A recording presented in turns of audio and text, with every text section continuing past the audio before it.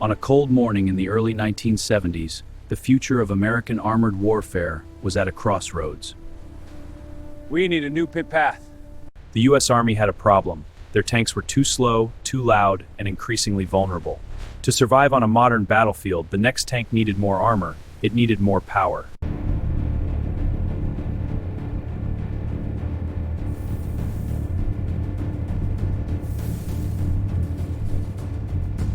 To get the 1,500 horsepower required to move 60 tons of steel at high speeds, a traditional diesel engine would have to be massive. It would require a cooling system so large it would leave the tank's rear profile dangerously exposed. It would require a cooling system so large it would leave the tank's rear profile dangerously exposed. For 50 years, tank design had been a battle of displacement, simply making pistons bigger. But the laws of thermodynamics were hitting a wall.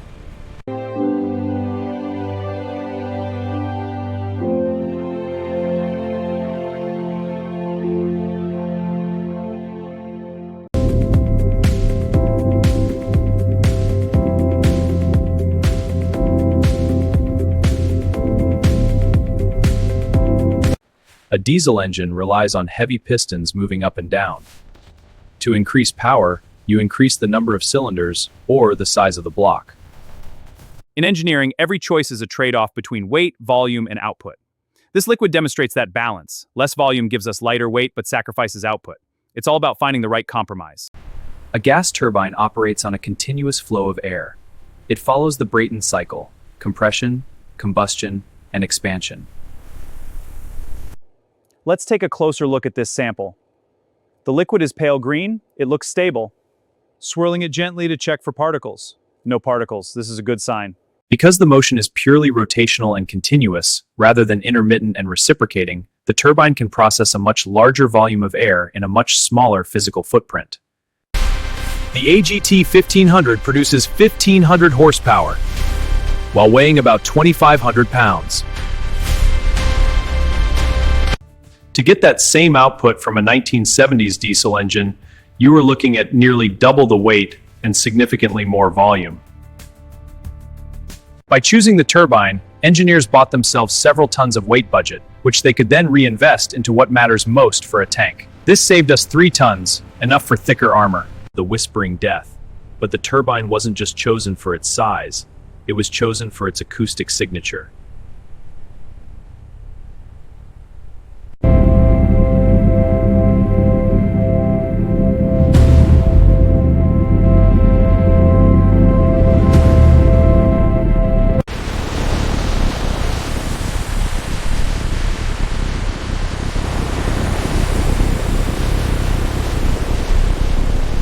High-frequency sounds, like the whistle of a turbine, dissipate much faster in the atmosphere.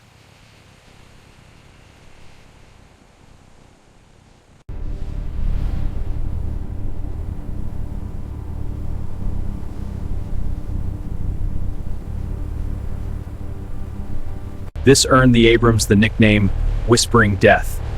In a combat scenario, an Abrams can often be heard only when it is practically on top of the enemy position. By the time the high-pitched whine registers, the engagement has already begun. This is a primary example of acoustic stealth, an engineering byproduct of the engine choice that provided a massive tactical advantage. However, the laws of physics are never free. The turbine brought with it a massive engineering hurdle: heat.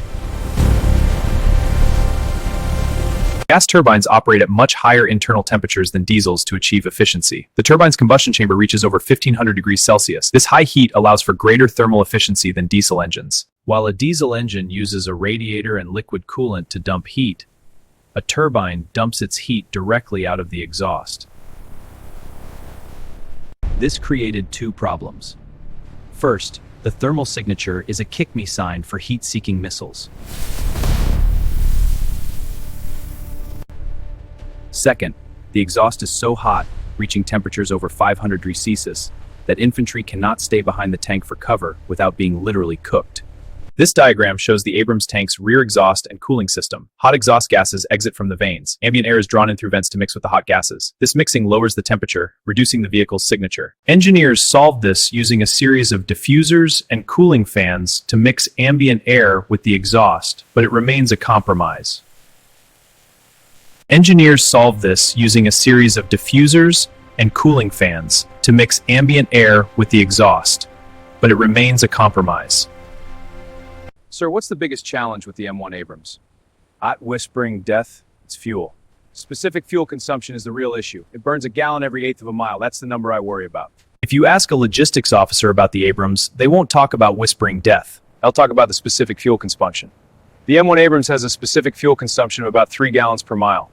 This chart compares fuel use at idle for two tanks. The Leopard 2 diesel engine uses about 30 liters per hour. The M1 Abrams turbine engine uses 70 liters per hour. The turbine is much less efficient at idle. A gas turbine is incredibly efficient at full throttle, but it is disastrously inefficient at idle. Because a turbine must maintain a high RPM just to keep the combustion cycle sustained, it gulps fuel even when the tank is sitting still.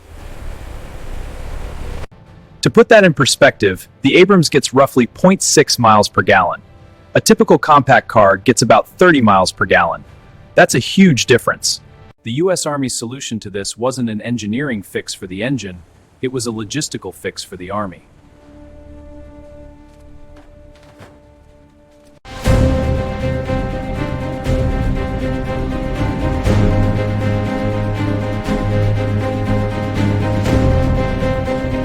The US military is a giant logistics company that happens to have tanks. They chose the turbine because they were the only force on Earth capable of maintaining the massive fuel tail required to keep them running.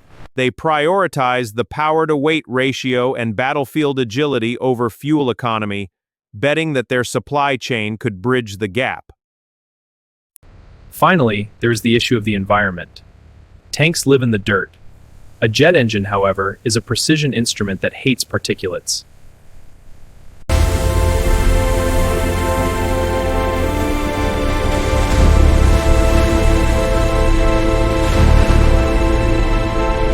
If sand enters a turbine at high temperatures, it can melt and turn into glass, coating the blades and causing catastrophic failure. To prevent this, the Abrams... Every few hours in a desert environment, these filters have to be cleaned. It is a labor-intensive, constant battle against the environment.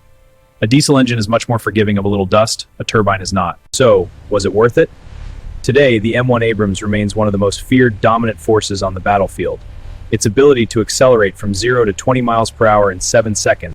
Pros: unmatched acceleration, acoustic stealth, multi-fuel capability, and a compact frame. Cons: massive thermal signature, double the fuel consumption, and a high-maintenance floor. As we look toward the future, the US Army is finally experimenting with hybrid electric diesels in the Abrams X. They are looking to keep the power while fixing the fuel crisis. The choice of a jet engine for a tank was a high-stakes engineering gamble. It was a statement that physics can be overcome if you have the logistical muscle to back it up. It proved that in engineering, there is no such thing as a best engine. Only the engine that fits your specific, brutal set of requirements.